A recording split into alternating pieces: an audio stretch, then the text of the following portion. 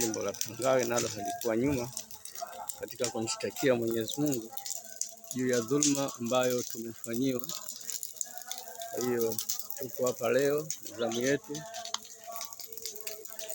ni wananchi wa jimbo la Pangawe hao katika kutekeleza na kumshtakia Mwenyezi Mungu kile ambacho kwamba tumefanyiwa, ambacho tukiona kwamba ni sawa.